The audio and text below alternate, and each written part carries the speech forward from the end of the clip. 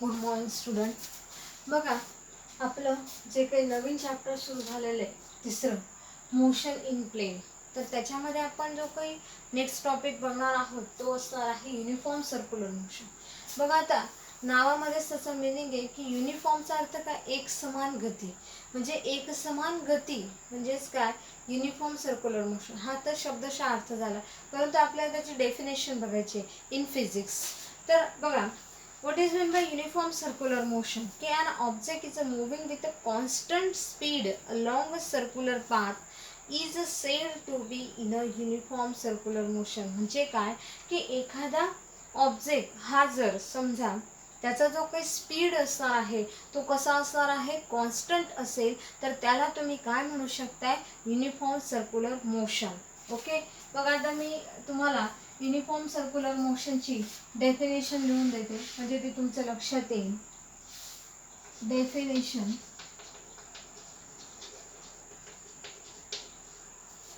an object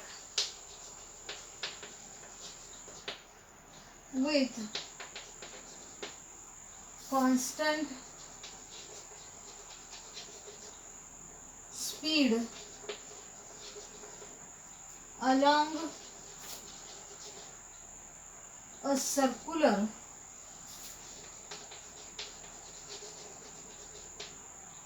path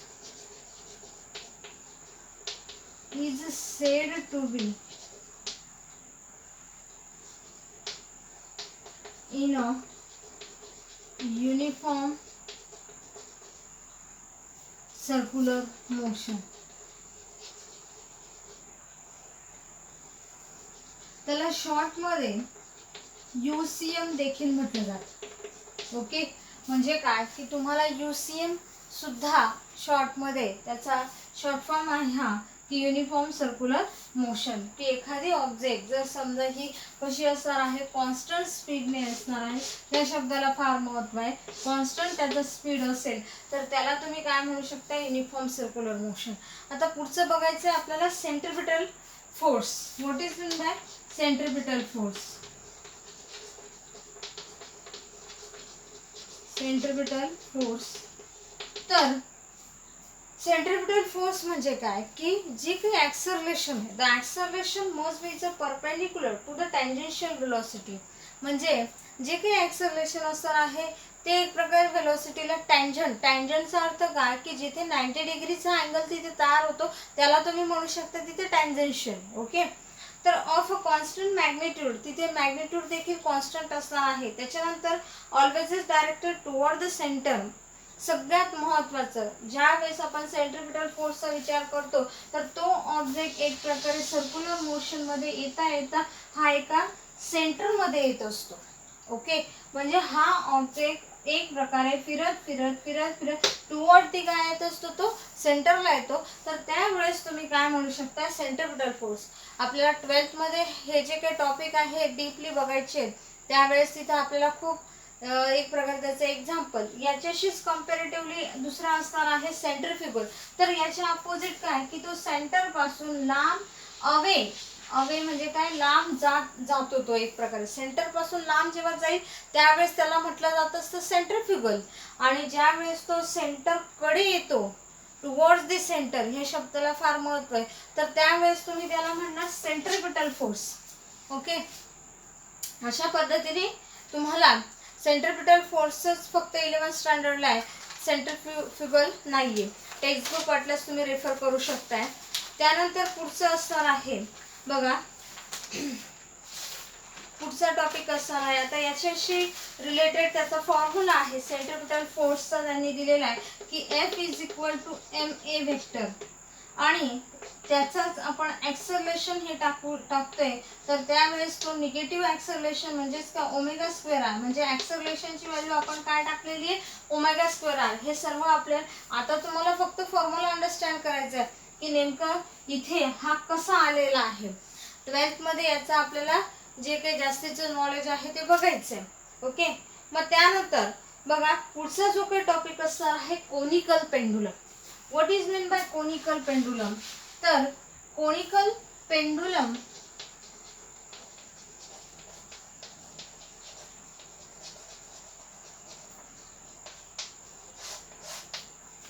बघा आता conical pendulum म्हणजे काय, आता मी डायग्राम काढते, डायग्रामवरून तुम्हाला लगेच लक्षात येईल की पेंडुलमचा अर्थ काय. तुम्ही एक बेसिक तुम्हाला याचा मिनिंग समजण्यासाठी उदाहरण देते की तुम्ही एखादी घड्याळ बघितली असेल, दोलक असणारी. दोलक म्हणजे काय, पेंडुलम, की जी घड्याळाचे काटे घड्याळाचे काटे नाही म्हणता येणार, की त्याला एक प्रकारे आधीचे पूर्वीचे घड्याळ किंवा आताही मिळतात तशा प्रकारे काय होत असतो, तो मागे आणि पुढे तो काटा, म्हणजे जो काही 9 वाजले तर ती घंटा देते, म्हणजेच काय एक प्रकारे पेंडुलम आहे हा. किंवा आपल्याला 11th स्टँडर्डला एक प्रॅक्टिकली असेल त्याला, तिथं सुद्धा एक simple pendulum, conical pendulum, simple पेंडुलमचं असतं ते. तर त्याच्यामध्ये एक दोरा असतो, त्या दोऱ्याला तिथे एक लोखंडाचा गोळा बांधलेला असतो आणि तो एका स्टँडला लावलेला असतो. तर तिथून तिथपर्यंत त्याला जर समजा टच केल्यानंतर तिथून तिथपर्यंत त्याचा जो काही पिरियड आहे, ओके, तिथं एक स्टॉपवॉच असते आणि त्या स्टॉपवॉचने काय केलं जातं, आपण एक प्रकारे त्याचा जो काही आहे 20 सेकंदामध्ये हा किती एक प्रकारे त्याचं जे काही डिस्टन्स आहे तो कव्हर करतोय, म्हणजे त्याचे एक प्रकारे किती पेंडुलम होत आहेत हे तिथं तुम्हाला काढायचं असतं. पण आता आपल्याला त्याची आवश्यकता नाही, एक बेसिक तुम्हाला समजण्यासाठी मी हे उदाहरण दिलेलं होतं. तर व्हॉट इज मीन बाय आपल्याला जे बघायचं ते म्हणजे कोनिकल पेंडुलम. तर कोनिकल पेंडुलम म्हणजे काय, तर कोनिकल पेंडुलम मध्ये तुम्हाला एक डायग्राम आहे, त्या डायग्राम वरून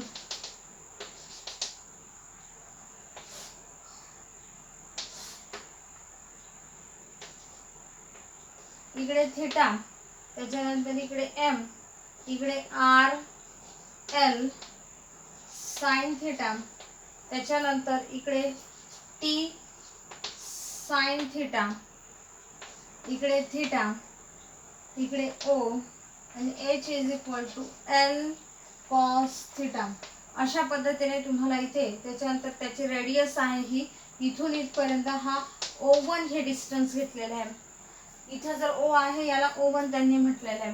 त्याच्यानंतर इकडे हा अँगल इथे तयार झालेला आहे, इकडे पण थीटा अँगल तयार झालाय, इकडे पण थीटा अँगल, आणि त्याचा हे मास असणार आहे r is equal to l sine theta. आता बघा याची जी काही डेफिनेशन आहे कोनिकल पेंडुलमची मी तुम्हाला अंडरस्टँड करून देणार आहे, आणि नोट्स ज्या काही आहेत ह्या त्या तुम्हाला मी फोटो पाठवणार आहे. तर जेव्हाचं तेव्हा तुम्हाला हे क्लिअर करायचं, म्हणजे काय की फोटो हे तुम्हाला लगेचच जे काढलेले असतील ते तुम्ही राईट डाऊन करत जायचे तुमच्या फिजिक्सच्या वहीमध्ये, जे काही ह्या नोट्सचे असतील ते, म्हणजे तुम्हाला नंतर नोट्स काढण्याची आवश्यकता नाहीये. तर बघा conical pendulum consist of is a weight or bob. बघा मी आत्ताच एक्झाम्पल सांगितलं, fix on the end of string or rod suspended from a pivot. It's a construction is similar to an ordinary pendulum. However, it's instead of swinging back and forth. Back and forth म्हणजे काय, तो मागे आणि पुढे हेलकावे घेतोय एक प्रकारे. The bob of conical pendulum moves at a constant speed in a circle with the string or rod tracing out of cone. म्हणजेच काय की तिथे एक प्रकारे कोनिकलचा अर्थ काय, तिथे एक प्रकारे कोन सारखा तिथे एक तार होतोय. म्हणजे काय, इथे एक जो काही बॉब म्हणजेच काय की लोखंडाचा गोळा, तो लोखंडाचा गोळा एका दोऱ्याला बांधलेला आहे. बघा इथे हा दोरा आहे, त्या दोऱ्याला बांधलेला, आणि इथे एक प्रकारे स्टँड असेल, त्या स्टँड वरून तिथे तो दोरा बांधलेला. आणि आपल्याला इमॅजिन करायचंय की ज्या वेळेस त्याला आपण एक प्रकारे थोडा टच केल्यानंतर तो काय होणार आहे, थोडा मागे आणि पुढे हा हेलकावे घेणार आहे. तो म्हणजे काय, बॅक अँड फोर्थ एक प्रकारे, आणि तिथं वेगवेगळे अँगल्स हे तयार होणार आहेत. म्हणजे काय, फिजिक्समध्ये बऱ्याच अशा गोष्टी आपल्याला इमॅजिन करायच्या असतात की एक प्रकारे त्याला मानून घ्यायचे असतात. आता तुम्ही म्हणणार की तिथे अँगल कसा तयार होईल, अँगल आपल्याला तिथे आपल्या फिजिक्समध्ये याच्यावरून आपल्याला काय करायचं, डेरिव्हेशन घ्यायचंय. तर ॲज शोन इन फिगर, म्हणजे ह्या डायग्राम मध्ये आपल्याला काय काय दिसतंय बघा. आता ह्या डायग्राम मध्ये द फोर्स हा ऍक्टिंग होतोय, म्हणजेच काय की ज्या वेळेस आपण त्या बॉम्बला किंवा त्या लोखंडाच्या गोळ्याला आपण तुम्ही एक प्रकारे पुश करताय, ढकलताय, तर त्यावेळेस तिथे काय होणार आहे, एक प्रकारे फोर्स हा क्रिएट होणार आहे. आणि तो फोर्स म्हणजेच काय, ऍक्टिंग ऑन द बॉम्ब, म्हणजे त्या बॉम्बवर तो फोर्स काय होणार आहे, ऍक्ट होणार आहे. आणि मग त्यावेळेस फोर्स क्रिएट झाल्यानंतर आपोआप त्या लोखंडाच्या गोळ्याचं म्हणजे त्या बॉम्बचं काय असणार आहे, मास असणार आहे, त्याला वजन असणार आहे काहीतरी ऑफ द कोनिकल पेंडुलम. मग एक प्रकारे आता ग्रॅव्हिटेशनल फोर्स देखील आला. मग आता तुम्ही म्हणाल की फोर्स नेमका कोणता येईल, तर फोर्स तिथे हा ग्रॅव्हिटेशनल फोर्स हा तिथे क्रिएट होणार आहे. आणि mg is acting is a vertically downward. बघा आता साहजिक आहे, ग्रॅव्हिटेशन फोर्सचं जर तुम्ही डोळ्यासमोर आणणार न्यूटनचं लॉचं याच्यानुसार, तर सफरचंद हे नेहमी काय होणार आहे, खालीच पडणार आहे. इथं देखील काय आहे, एक प्रकारे ग्रॅव्हिटेशन. म्हणजेच काय की तो लोखंडाचा गोळाचा जो काही आहे तो बॉब आहे तो एक प्रकारे कसा असणार आहे, डाऊनवर्ड पोझिशनला असणार आहे. म्हणजेच काय, एक प्रकारे तो ग्रॅव्हिटेशन फोर्स तिथे क्रिएट होणार आहे, हे लक्षात घ्या. त्याच्यानंतर toward the support these are is only the two forces acting on the bob. मग आता तिथं तुम्ही म्हणणार तिथं अजून दोन फोर्सेस, म्हणजे पहिला फोर्स आपण बघितला ग्रॅव्हिटेशन फोर्स, आणि दुसरा फोर्स हा तयार होणार रिझल्टंट फोर्स. काय तयार होणार आहे, रिझल्टंट फोर्स हा तिथे तयार होणार आहे on the bomb. Is then T is a sin theta which is a radial or centripetal or directed toward the center. मग आता तिथं आपल्याला डेरिवेशन बघायचं आहे या कोनिकल पेंडुलमचं. बघा आता T sin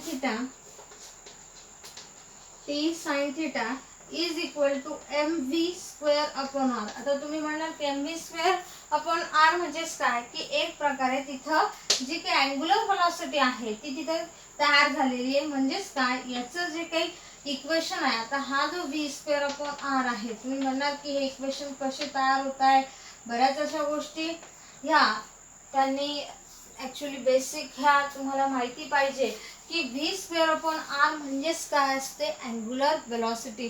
हे त्यांनी आधी द्यायला हवं होतं, परंतु आपल्या सिलेबसनुसारच आपल्याला जावं लागणार आहे. तर v स्क्वेअर अपॉन r म्हणजेच काय, ओमेगा म्हणजेच काय, अँग्युलर वेलॉसिटी आहे ती. आणि ती घेतल्यानंतर इथे हा स्क्वेअर असल्यामुळे आपल्याला त्याचं पण देखील काय करावं लागणार आहे, ओमेगा स्क्वेअर येईल. मग त्यानंतर बघा आता आपल्याला साइन अपॉन कॉस, आता इथे आपल्याला टॅन थिटाचा विचार करायचा आहे. परत इथे अँगल जे काही असणार आहे, डायग्राम मध्ये विचार केला साइन आणि कॉस, साइन अपॉन कॉस काय होत असतो, टॅन थिटा होत असतो. आणि म्हणून इथे आपलं जे काही इक्वेशन तयार होणार आहे, mv square upon r upon mg is equal to v square upon r g. मग आता सिन्स वी नो, मग आता बघा तुम्हाला हे माहिती पाहिजे, परत इथे जी काही व्हेलॉसिटी क्रिएट झालेली आहे त्या व्हेलॉसिटी आपण कशाचा विचार करतोय, अँग्युलर व्हेलॉसिटीचा विचार करतोय, हे लक्षात असू द्या. आणि म्हणून तिथे एक प्रकारे जो काही फॉर्म्युला तयार होणार आहे 2πr upon T. Okay, T म्हणजे काय, तिथे टेन्शन म्हणजे काय की जो काही दोरा आहे, जो काही स्ट्रिंग आहे त्याच्यावर काय होणार आहे, ताण पडणार आहे. एक प्रकारे तिथं टेन्शन हे क्रिएट होणार आहे आणि म्हणून तो कॅपिटल टी हा घेतलेला आहे. 12th स्टँडर्डला तुम्हाला सरफेस टेन्शनचं एक पूर्ण चॅप्टरच असणार आहे आणि त्या ठिकाणी जे काही नोटेशन आहे सरफेस टेन्शनचं, तर त्या ठिकाणचा हा तो टी आहे. ओके, मग आता त्यानंतर बघा आपल्याला बघायचं आहे पुढे,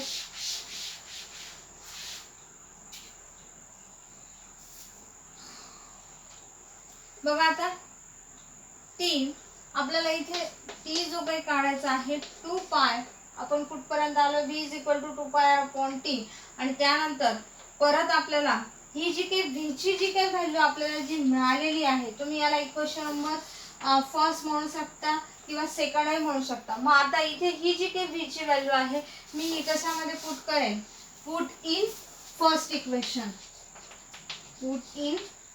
इक्वेशन. बघा आता आपल्या टेक्स्टबुक मध्ये बऱ्याच अशा ज्या काही स्टेप आहेत त्या खूप जम्प केलेल्या असतात, तिथे काही नोटेशन किंवा इन्स्ट्रक्शन वगैरे काही नसतं. तर मग पुट इन फर्स्ट इक्वेशन आणि मग त्याच्यामध्ये आपण ही v ची जी काही व्हॅल्यू आहे ती आपल्याला टाकायची आहे. म्हणजेच काय की टॅन थिटा हा जसा तसा येईल is equal to 4πr square. बघा 4π स्क्वेअर r स्क्वेअर म्हणजे काय, त्याचा हा इथे काय असणार आहे, बघा 2 दुणे 4 होईल, पायचा पण स्क्वेअर आरचा पण, कारण काय इथे पण स्क्वेअर आहे की नाही. आणि अपॉन इकडे आर ची हा टी पण काय होईल एक प्रकारे, बघा आता इथे पण हा टी चा स्क्वेअर आणि इकडे आर जी. ओके, मग आता परत आपल्याला जो काही फाइंड आउट करायचा आहे तो टी काढायचा आणि म्हणून टी काढण्यासाठी हा जो काही स्क्वेअरिंग करून, म्हणजे काय हा स्क्वेअर आहे आपल्याला फक्त काढायचं काय, ओनली फक्त टी काढायचं. आणि म्हणून T is equal to 2π under root of r upon g tan theta. अशा पद्धतीने हे जे काही इक्वेशन आहे ते रिअरेंज केलं, म्हणजे यांचं स्क्वेअरिंग झालं तर ते कशामध्ये आलेले, ते स्क्वेअर रूट मध्ये आलेले आणि हा टी इथं मिळालं. बघा आता हा जो काही जी आर आर काय होईल, गेट कॅन्सल, म्हणजे इथे एकच आर उरेल, इथे एक आर उरला. त्याच्यानंतर हा जो काही हा स्क्वेअर रूटच्या बाहेर आल्यानंतर काय होतो, हा 2 होऊन जाईल आणि हा पाय स्क्वेअर पण फक्त पाय होऊन जाईल. जेव्हा स्क्वेअर रूटच्या बाहेर येतात ते त्याच्या मूळ स्वरूपामध्ये येतात, हे लक्षात ठेवा. मग आर अपॉन जी टॅन थिटा हा आला. त्यानंतर पुढे तुम्हाला जे काही इक्वेशन मिळणार आहे, इक्वेशन मध्ये बघा आता इथे आपल्याला काही व्हॅल्यू पुट करायची आहे. बघा आता 2 पाय हा ॲज इट इज, परंतु इथे एल साइन थिटा, बघा सुरुवातीला आर ची जी काही व्हॅल्यू आहे ती आपण घेतलेली आहे एल साइन थिटा. इथं मी पुढे लिहून देते, ह्या आर ची जी काही व्हॅल्यू आहे ती आपल्याला काय टाकायची आहे, l sine theta. R is equal to l sine theta, म्हणजे इथे ही जी काय आर ची व्हॅल्यू आहे ती काय टाकलेली आहे, एल साइन थिटा. नंतर इकडे हा G tan theta as it is जसा तसा ठेवला. मग आता बघा इकडे लक्ष द्या की याच्यामध्ये हा जो काही टॅन थिटा आहे, टॅन थिटाची व्हॅल्यू काय असते, साइन अपॉन कॉस, म्हणजे साइन अपॉन कॉस म्हणजे sine theta upon cos theta is equal to काय असतो, टॅन थिटा. तुम्हाला म्हणून मी लॉगरिथमचं पुस्तक हे घ्यायला सांगितलेलं आहे की त्याच्यामध्ये बेसिक जे काही फॉर्म्युले आहे की जे तुम्हाला फिजिक्सलाही वापरता येतील आणि मॅथलाही उपयोगात येतील. तर सगळ्यांनी जे काही लॉगरिथमचं पुस्तक आहे ते जरूर घ्यायचं. तर त्याच्यामध्ये बघा आता इथे तुम्हाला खाली मी एक प्रकारे लिहून देते की 2 पाय. बघा आता ही स्टेप कशी येणार आहे, ह्या स्टेप मध्ये तुम्हाला एल जर साइन थिटा आपण एक्सपांड केली की जी इकडे हा sign theta upon cos theta. मग आता इथे हा जो काही साइन थिटा काय होईल, गेट कॅन्सल, कारण का आपण टॅन थिटाची व्हॅल्यू काय टाकतोय, sign theta upon cos theta टाकतोय. मग आपल्याला इक्वेशन कसं मिळेल, बघा आता आपल्याला इक्वेशन एक प्रकारे आपल्याला जे काही इक्वेशन मिळणार आहे बघा, T is equal to 2 pi under root of, इकडे काय उरतोय बघा, हा एल कॉस थिटा, हा जो काही एल आहे इथे आपल्याला एल लिहायचं राहून गेलेलं आहे. ओके, हा एल इथला हा एल आहे बरोबर आहे, हा कॉस थिटा हा वर जाईल म्हणजे हा एल ॲज इट इज आणि त्यानंतर हा कॉस थिटा अपॉन इकडे हा जी ॲज इट इज. मग आता त्यानंतर आपल्याला इक्वेशन मिळालं. इक्वेशन मिळाल्यानंतर बघा आता एल कॉस थिटा डायग्राम बघायची. डायग्राम मध्ये एल कॉस थिटा म्हणजेच काय, एक प्रकारे त्याची हाईट आहे. ओके, त्या कोनिकल पेंडुलमची हाईट आहे आणि म्हणून आपण इथे टी इज इक्वल टू 2 पाय ॲज इट इज, त्याच्यामध्ये एच अपॉन जी. बघा आता इथे पुढे मी लिहून देते की एक प्रकारे एल कॉस थिटा म्हणजेच काय आहे, इज इक्वल टू एच, म्हणजे त्या कोनिकल पेंडुलमची काय ती हाईट आहे. त्यानंतर म्हणजेच काय की where l is the length of the pendulum and the h is the vertical distance of the horizontal circle from the fix point O. म्हणजे अशा पद्धतीने आपल्याला where l is the length of pendulum and h is the vertical distance of the horizontal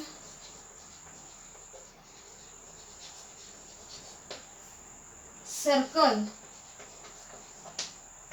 from the fixed point ओ. अशा पद्धतीने आपल्याला conical पेंडुलमचं हे जे काही डेरिव्हेशन आहे किंवा एक्सप्रेशन, त्यालाच एक्सप्रेशन देखील म्हटलं जातं.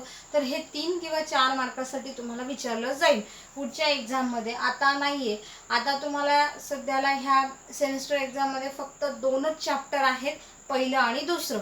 पण आपला सिलेबस आपल्याला पुढे कव्हर करायचा आहे म्हणून मी तिसरं चॅप्टर हे स्टार्ट केलेलं आहे. तर रिड्यूस सिलेबसनुसार जेवढे पॉईंट्स आपल्याला घ्यायचे होते ह्या चॅप्टर मधले घेतले गेलेले आहेत. म्हणजे हे चॅप्टर इथेच तुमचं फिनिश होत आहे, संपतंय. याच्या पुढचे जे काही 2 एक्झाम्पल आहेत ते 2 एक्झाम्पल तुम्हाला राईट डाऊन करायचे. ओके, कुठले एक्झाम्पल आहेत ते बघा. एक्झाम्पल नंबर 3.8 आणि टेक्स्टबुकमधले आहेत ते सॉल्व केलेलेच एक्झाम्पल ह्या वर्षी घेण्यात येणार आहेत. तशी इन्स्ट्रक्शनच आहे. 3.9 हे काय करायचे तुम्हाला राईट डाऊन करायचे आहेत फक्त.